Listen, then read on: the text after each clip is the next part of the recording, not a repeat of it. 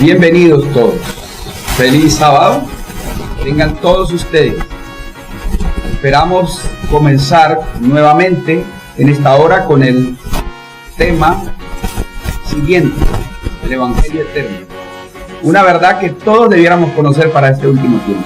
Necesitamos aprender y entender las indicaciones que el Señor nos ha dado en su palabra para que podamos caminar al rumbo hacia la Canaán celestial. Te rogamos, Señor, conforme a tu voluntad y conforme a tu misericordia en esta hora, te pedimos que tu Santo Espíritu venga sobre este auditorio, sobre los que escuchan, sobre los que ven, sobre los que están presentes en esta hora, sobre el predicador, para que tu Santo Espíritu le inspire las palabras que deba hablar.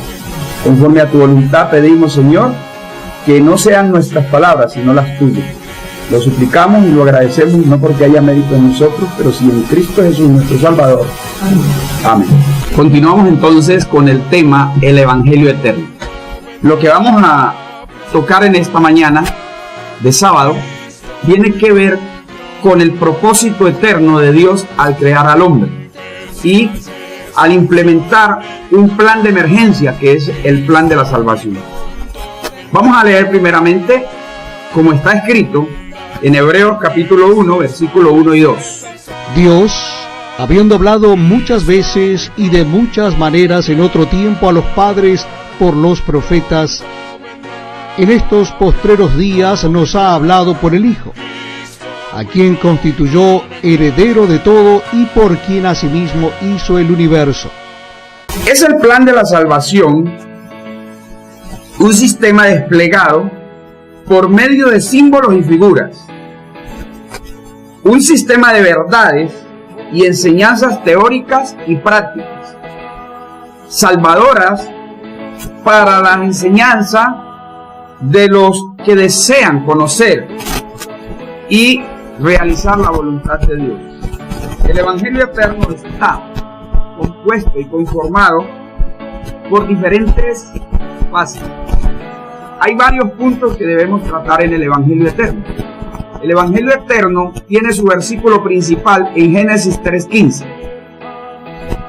Allí se presenta el propósito por el cual Dios ha dado a los hombres un mensaje de esperanza, un mensaje de salvación, una experiencia práctica en la vida de aquellos que han perdido la conexión y la comunión con su Creador. Para que podamos entender el Evangelio Eterno necesitamos entender primeramente que la palabra de Dios es el mensaje de un Dios misericordioso a un pueblo necesitado de misericordia. La humanidad, al desobedecer los mandamientos de Dios, cayó de la gracia y perdió toda comunión con el Padre Celestial y con la hueste angelical, que hasta ese momento podían relacionarse unos con otros directamente. De allí en adelante, los hombres que nacieron de la simiente de la mujer eran criaturas caídas. Ellos ya no podían escuchar la voz de Dios, no podían ver a los ángeles, no podían escuchar su voz. Así que Dios escogió un sistema de transmisión oral de los padres a hijos. Así transcurrieron los primeros 16 siglos,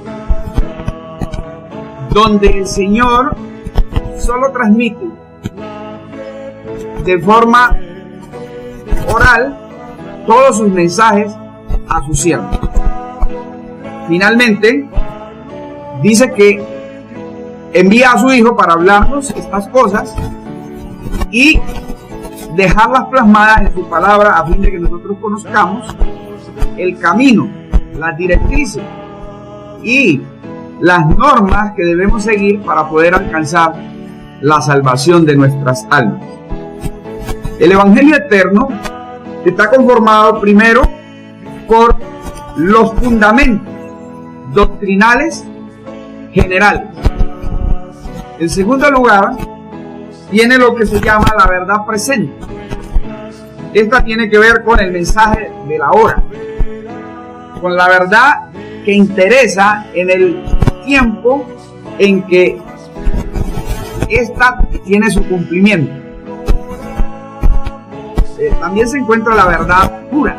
La verdad pura es la luz de las enseñanzas proféticas que han sido plasmadas dentro de los escritos bíblicos que llamamos las profecías. Y finalmente, el Evangelio eterno tiene la luz de la verdad adicional. La luz de la verdad adicional es aquella que manifiesta el poder del testimonio. El poder del testimonio tiene que ver con la nueva comprensión que tenemos de todas esas verdades, pero que son adaptadas especialmente para el tiempo presente. Pues todos los profetas escribieron menos para su tiempo y más para el nuestro. Así que todas las adaptaciones y todas las comprensiones que tenemos que hacer de la verdad en cuanto al Evangelio eterno deben ser aplicables a este último tiempo, que es el fin de los días o el fin del tiempo. Necesitamos entender claramente estas 4 fases del Evangelio eterno. Esta es la verdad tal como es en Jesús. El Evangelio es, en resumen, el Salvador en la cruz del Calvario. El Salvador en sus enseñanzas en el monte de las bienaventuranzas. Todas las palabras, todos los actos y todas las cosas que Jesús hizo al venir como un hombre a esta tierra en cumplimiento de la profecía bíblica de Génesis 3:15 están resumidos en el Evangelio eterno. Finalmente, para el último tiempo tenemos que Apocalipsis capítulo 14 versículo del 6 más o menos hasta el 10 nos dice que el Evangelio eterno será presentado en el término de 3 mensajes. El mensaje del primer ángel, el mensaje del segundo ángel y el mensaje del tercero, el tercer ángel. Cuando se presenta este mensaje, hay una prueba para el mundo entero. Y como lo decía el himno que cantara los fieles siervos de Dios, Cristo se encuentra en ese momento a las puertas. Pues el tiempo del advenimiento o el tiempo del fin del mundo es donde podemos ver todas las señales cumplidas que están en el Antiguo y en el Nuevo Testamento.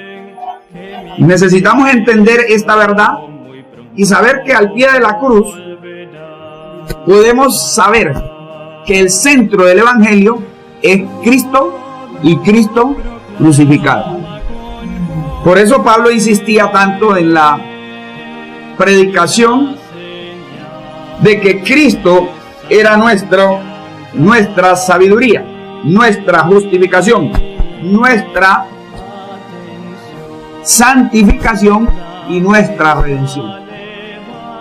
Si ustedes miran, Pablo también menciona las 4 fases que tiene el Evangelio eterno.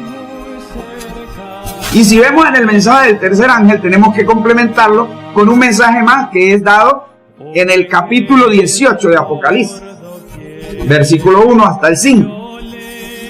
Ese cuarto mensaje es un mensaje que agrupa los 3 anteriores.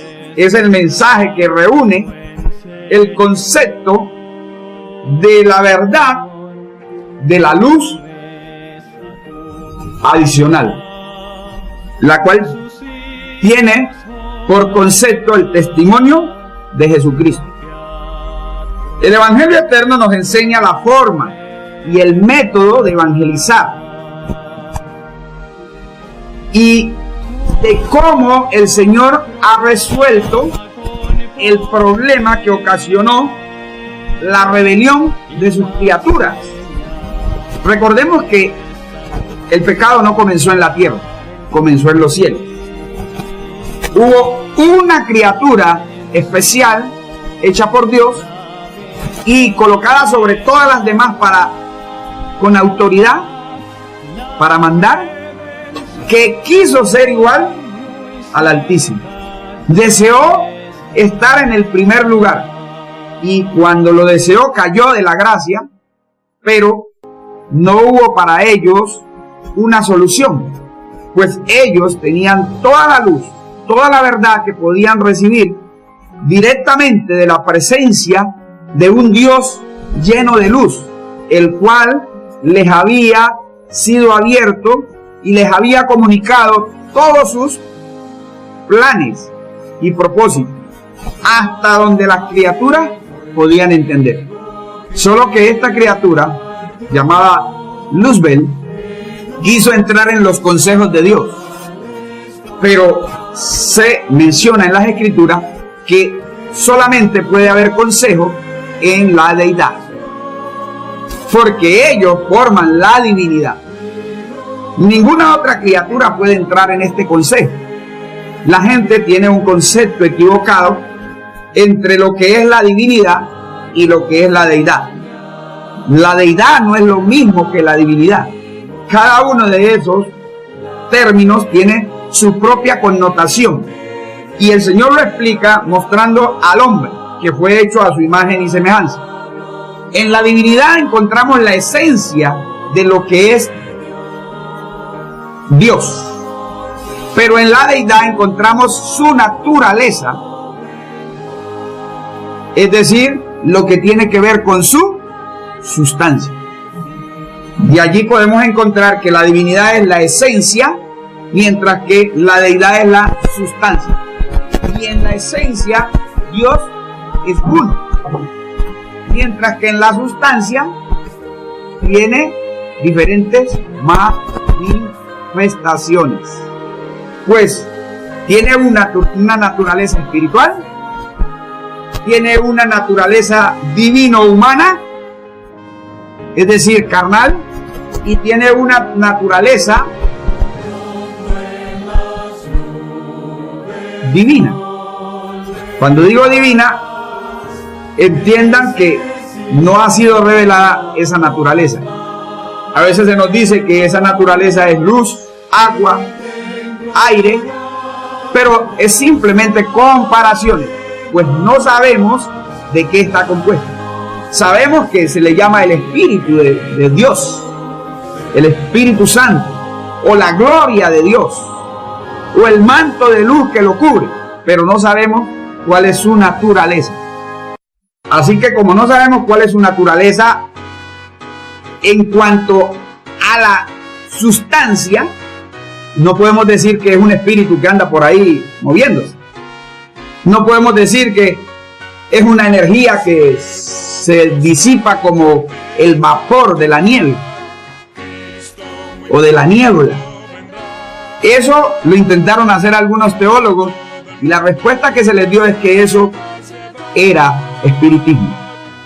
Así que debemos entender, el Padre tiene un cuerpo espiritual, su Hijo tiene un cuerpo humano y divino al mismo tiempo, palpable, pero su espíritu todavía no sabemos cuál es su naturaleza en cuanto a la sustancia, pues no ha sido revelado. Mientras que en la divinidad sabemos que todos poseen, todas las naturalezas poseen las mismas características, poseen la vida eterna, poseen omnipotencia, omnipresencia. ¿Y cuál sería la última? Omnisciencia. Dios es todopoderoso. Fuera de Él, nada es posible. Ha estado desde el principio. Y todo lo que ha sido creado por Él. Escrito está. El Señor nos dice que en el método del Evangelio, al enseñar la forma y el sistema por el cual Él soluciona el problema del pecado, nos da a conocer las manifestaciones misericordiosas de los propósitos eternos de su consejo inmutable, desde la eternidad pasada hasta la eternidad futura. Es decir, entre la eternidad pasada y la eternidad futura existe un lapso de tiempo. A eso le ha llamado el Señor, como está escrito allí en Daniel.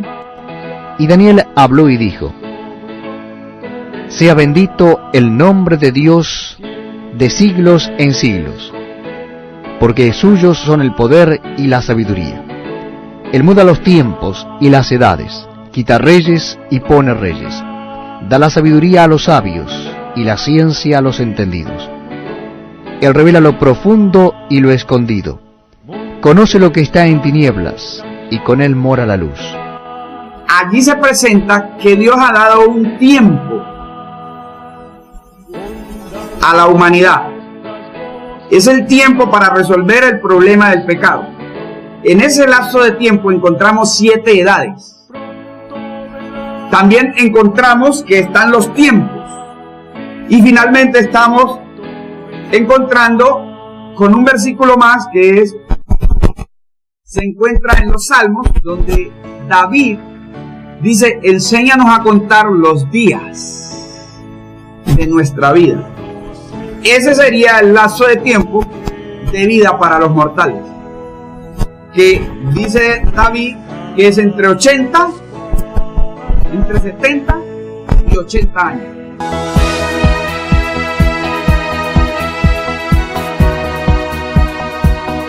Al contar nuestros días, que son entre 70 y 80 años, esto tiene que ver con las profecías para el cumplimiento de la salvación individual, mientras que los tiempos tienen que ser aplicables a las naciones, mientras que finalmente las edades son para las generaciones.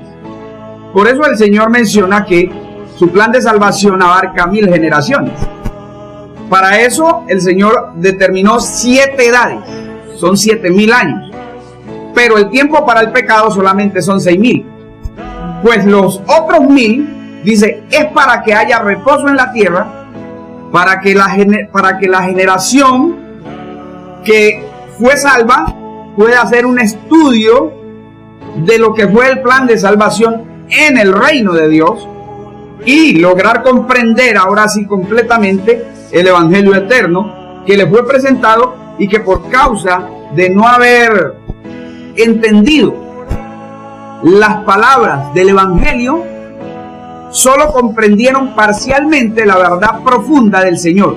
Pues la palabra dice que las verdades de Dios son muy amplias, son infinitas como su pensamiento, como es Él. No se pueden llegar a comprender por la mente humana.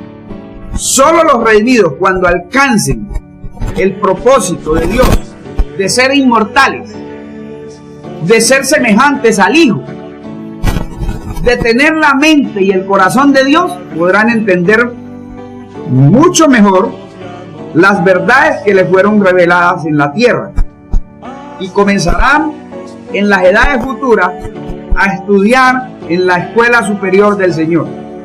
Todos los misterios que no se pudieron entender serán aclarados. Ese es el evangelio eterno.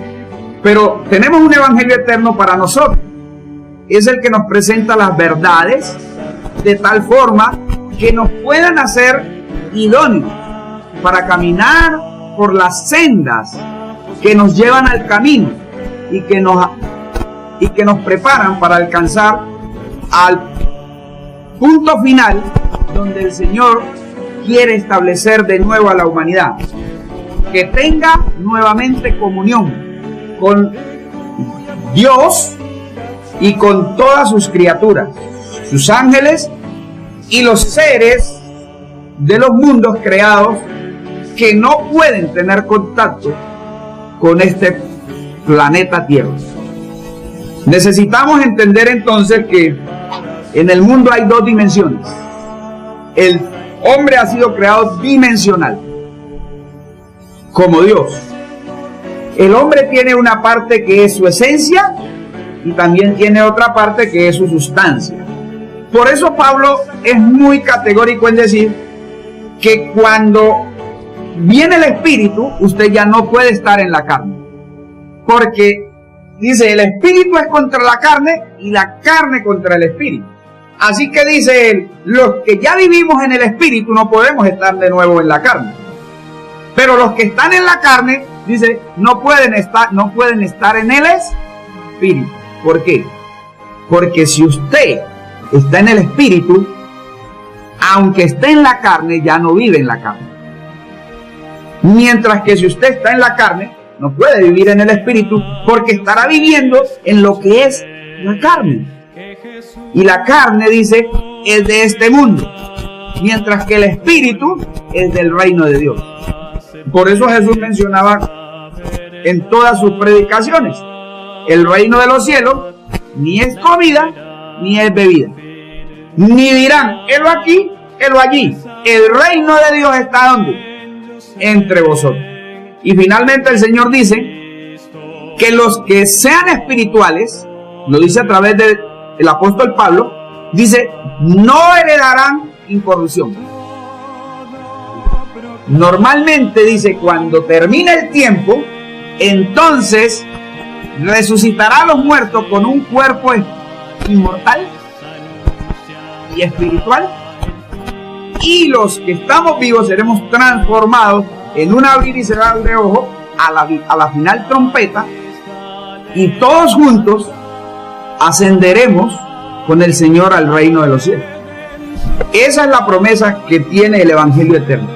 Ahora finalmente, después de haberles presentado lo que Pablo menciona como el misterio dado a conocer para los que hemos llegado a los fines de los tiempos, como está escrito allá en Primera de Corintios, capítulo 10, versículo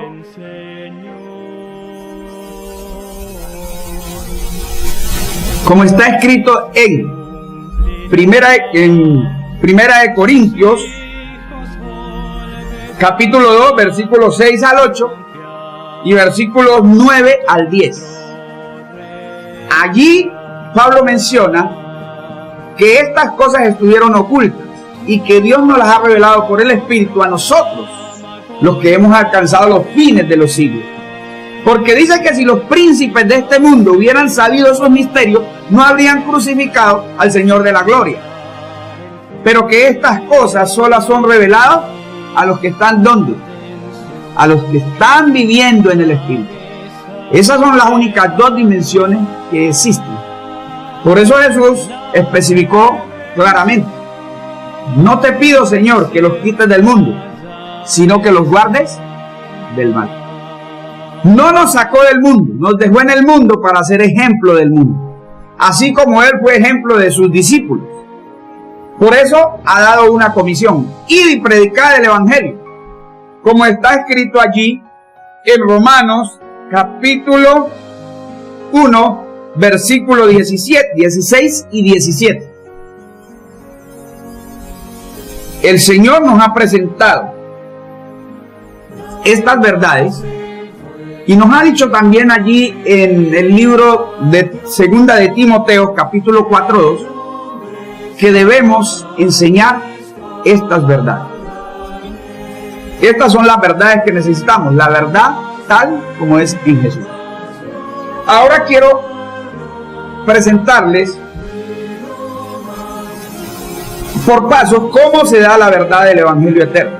El Evangelio eterno se da en las doctrinas fundamentales generales o doctrinas generales fundamentales, las cuales la mayoría no entiende. La primera está compuesta de 8 doctrinas, que son las doctrinas generales del Evangelio eterno. Entre ellas se menciona la primera, la doctrina de la divinidad. Esta tiene que ver con los gobernantes del reino de los cielos o del reino de Dios. La segunda es la doctrina del reino y tiene que ver con su gobierno, con su reino. La tercera doctrina tiene que ver con la creación del hombre, es decir, con su propósito, pero también en su propósito se ve la rebelión. La cuarta doctrina es la doctrina de la salvación. Tiene que ver con la redención o con el cumplimiento final de su propósito, el cual se había propuesto desde el principio de la eternidad. La quinta doctrina es la doctrina de la iglesia. Tiene que ver con los súbditos de su reino, que no se encuentran en el reino, sino en el mundo. Y en la sexta doctrina tiene que ver con los dones espirituales. Esta es con la experiencia de vida que deben tener sus súbditos en el lugar donde Él los ha dejado como un ejemplo para el mundo. Los dones espirituales tienen que ver con la gracia derramada sobre cada uno de sus súbditos. Esta gracia la encontramos en la tercera persona de los gobernantes, es decir, el Espíritu de verdad, el cual nos lleva hacia el Mesías, el centro de todo el Evangelio. La séptima doctrina es la doctrina de esa vida cristiana y tiene que ver con el testimonio vivo en la carne de que se vive en el Espíritu, porque dice que el que no tenga el Espíritu no puede ver el reino de Dios. Y si el reino de Dios está entre nosotros, la palabra dice que si no tenemos el Espíritu, entonces no somos del reino. Porque si no vivimos en el Espíritu, vivimos ¿en dónde? En la carne. Y finalmente, la última doctrina es la doctrina del testimonio de Jesucristo. El testimonio de Jesucristo lo que hace es anunciarnos el fin desde el principio. Pues dice Él: yo soy el primero y yo el postrero. Fuera de mí no hay Dios. Yo hice conocer lo que es desde el principio. Y Él dice que revela el final desde el comienzo. Así que lo que podemos ver al final en la consumación fue lo que reveló al principio de la creación. ¿No es cierto? Por eso dice la Escritura: Dios revelará por medio de la creación, de la nueva creación de este mundo, lo que hizo al principio de la creación del hombre. En los primeros 7 días, el Señor mostró cuántas edades simbólicamente iba a darle al pecado. Y por eso encontramos que la creación es en 7 días y las edades son 7.000 años. 1.000 años por cada ¿qué? Día. Esto lo corrobora el apóstol Pedro. En segunda de Pedro, capítulo 3, nos dice que para Dios un día es como 1.000 años y 1.000 años como un día. Con eso encontramos las doctrinas generales. Esas son las 8 doctrinas que tiene el Evangelio eterno. Son las que hacen mostrar las verdades desde la cruz, desde Génesis 3:15, que fue la promesa de la cruz, hasta Apocalipsis 22. El que da testimonio de estas cosas dice: ciertamente vengo en breve. Amén. Sí, ven, Señor Jesús. Cuando encontramos que el Señor Jesús nos presenta las doctrinas generales, nos damos cuenta de lo que abarca el plan de salvación. En segunda medida, el Señor quiere que entendamos que al final de los días encontramos los tiempos de la restauración, que es lo que nos aclara cómo va a ser la restauración de las cosas que fueron presentadas primero como original. Sabemos que después de la caída, las únicas dos instituciones con las que salió Adán del jardín del Edén fueron el matrimonio y la verdad del sábado. Eran las únicas dos vigentes. El resto de las cosas que había tenido en el Edén las perdió. ¿Como cuáles? La adoración. Ya no podían adorar a Dios como lo adoraban al principio, directamente, en comunión con Él. Así que la comunión fue lo segundo que perdió. No podía hablar ya más directamente ni con Dios ni con los santos ángeles. En tercer lugar, podemos ver que algo que perdieron es que cuando empezaron a tener hijos, comenzó ¿qué? La lucha entre la simiente de la serpiente y la simiente de la mujer. Un hermano mató al otro. Así que la familia quedó como dividida. Los hijos contra los padres contra los hijos y los hermanos contra los hermanos.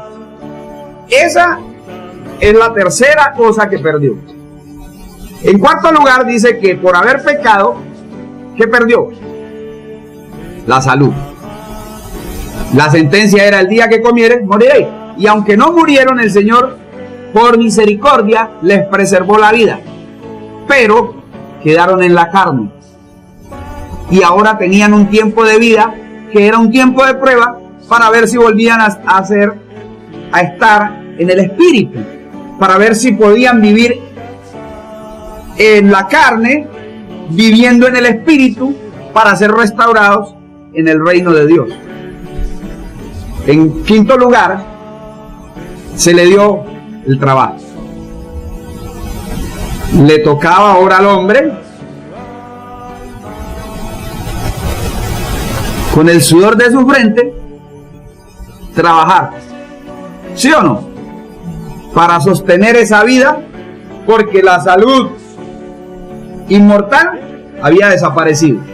No podía comer más del árbol de la vida, así que ahora era un simple mortal en esta tierra, el cual le toca trabajar, preparar sus alimentos para que pueda sostener este cuerpo de carne.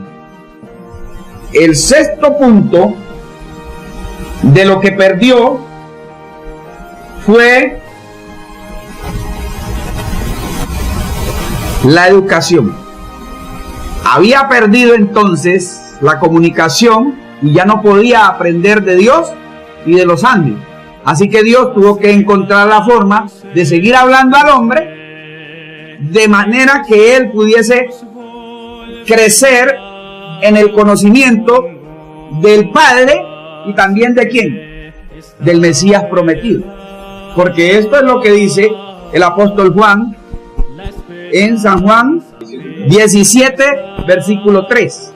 Y esta es la vida eterna, que te conozcan a ti, el único Dios verdadero, y a Jesucristo a quien has enviado. El séptimo punto de lo que perdió fue su semejanza a Dios. El hombre dice que cuando Adán y Eva salieron, entonces tuvieron un hijo conforme a ¿qué? A su semejanza, ya no a semejanza de Dios. Adán fue hecho a semejanza de Dios. Eva fue hecha a semejanza de Dios. Pero Caín y Abel fueron hechos a imagen y semejanza de Adán y Eva. Esa es la razón por la que Dios tiene que restaurar el carácter, para que los que han nacido de la carne puedan ser como espirituales. Y finalmente hay un punto 8. El punto 8 es que una vez Dios consume todo el plan de la salvación, les otorgará a todos los que aceptan las recomendaciones, para los que quieren hacer la voluntad, para los que quieren cumplir y tener la mente de Dios, les dará la inmortalidad. Es lo último que el Señor hará por los que han de ser salvos. Y ellos podrán ver entonces, después de 1000 años, la nueva creación. Ya no será un misterio para ellos quién creó este mundo y en cuánto tiempo lo creó. Ellos mismos verán y oirán con sus propios oídos cuando el Señor diga: hecho es. Entonces los hombres, los ángeles, los mundos y la divinidad estarán en perfecta armonía en el universo de Dios. Se habrá terminado el pecado y ya no habrá más lágrimas, no habrá más dolor, no habrá más lloro ni llanto. Y el pecado, dice, no existirá más. Y entonces justificaremos a Dios por todo su juicio. Porque en estos momentos nos encontramos en la fase donde no entendemos todavía por qué el plan de la salvación no se cumple. Así que ya tenemos 2 pasos. Primero, las doctrinas generales. Segundo, lo que perdió el hombre. La restauración de todo lo original. 8 también. 8 cosas perdió una vez cayó en el jardín del Edén. Pero el Señor dice que eso lo revela a través de la restauración de todas las cosas. Y en la restauración de todas las cosas tenemos 8 pasos también. Estos 8 pasos nos muestran cómo el Señor va a terminar la fase final del problema del pecado. Y entonces comienza con el primero, el tiempo de visitación, que es el que la mayoría no entiende. El primer tiempo de los 8 tiempos de la restauración de todas las cosas es el tiempo de la visitación. Este es lo que llamamos el tiempo de su advenimiento. No el día de su venida, es el tiempo del advenimiento. Es lo que yo he encontrado y lo he presentado a los que le he compartido como las puertas. Cristo está a las puertas en este tiempo de visitación, porque es en el tiempo de visitación cuando ata los manojos, cuando ata a los que van al cielo y los que van a las llamas del infierno, de fuego que descenderá del cielo sobre los hombres. Es aquí en el tiempo de visitación en que se decide el destino de todas las almas. Es aquí donde se decide el tiempo de gracia. Recuerden, hay un tiempo que es de 7 edades para solucionar el pecado, pero el tiempo de gracia solo lo cubren 6.000 años. Cuando terminen los 6.000 años, entonces se habrá acabado el tiempo de gracia y habrá quedado decidido el destino de los seres humanos, unos para vida eterna y otros para perdición perpetua. Así que el Señor dice que en ese primer tiempo es el más importante, porque este tiempo de visitación, que es el primero del tiempo de la restauración, comienza cuando el tiempo profético ya no es más. De allí que ninguno de los que predicó la venida de Jesús en 1844, el 22 de octubre, entendió cuál fue el propósito de la gran prueba que mencionaba Apocalipsis capítulo 3, versículo 10. Y aquí que yo te guardaré de la prueba que vendrá. ¿A quién? No dice a los siervos, dice al mundo entero. Porque el Señor quería probar a todo el mundo para saber si querían o no ir al reino de los cielos. Pero el mundo entero estaba esperando 1000 años de paz. Y aún lo sigue esperando porque están pensando en hacer un nuevo orden mundial. Lo triste es que con todo y su nuevo orden mundial quedarán atados o para vida o para perdición perpetua. Porque el tiempo de la gracia culminará con el tiempo de la visitación y finalmente Dios tendrá un testimonio que darán sus siervos, porque después del tiempo de visitación viene el tiempo de la lluvia tardía, que es el segundo punto de los tiempos de la restauración. Hay un tercer tiempo de la restauración que lo encontramos en los juicios de Dios. El fin. Luego viene un cuarto que es el fin del tiempo de gracia, final para toda la humanidad. Y el quinto tiempo es el tiempo de las 7 plagas postreras. Finalmente viene el tiempo de la angustia de Jacob. Y el séptimo tiempo es el día de la venida de Cristo Jesús en las nubes del cielo. Y el octavo tiempo son los 1000 años del reino mesiánico, en donde al final de los 1000 años el Señor restaurará, ahora sí, todas las cosas para tener un universo al unísono entre el Creador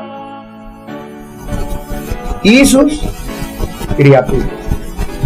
Finalmente, necesitamos entender todas estas cosas y esperamos en otra oportunidad poder compartir las otras partes que componen este Evangelio eterno. Pues aparte de las que ya mencionamos, que son 3, las doctrinas fundamentales, los 8 pasos de la restauración de lo original y los 8 tiempos de la restauración de todas las cosas,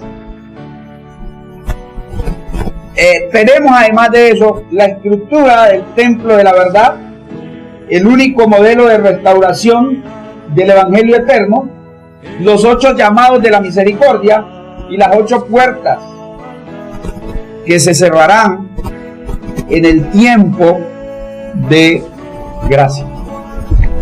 Todas esas verdades deben estar claramente en nuestra mente para que podamos entonces conocer a aquel que ha trabajado por nuestra salvación, que ha enviado a su Hijo para que todos y cada uno de los que forman parte de la familia humana puedan llegar al reino de los cielos. Es mi deseo y mi oración que finalmente todos podamos comprender estas cosas. Y tenemos la oportunidad de establecernos en la verdad tal como es en Jesús. Vamos a terminar con una oración y pidiéndole al Señor que transforme y que aplique estas verdades en nuestra experiencia diaria.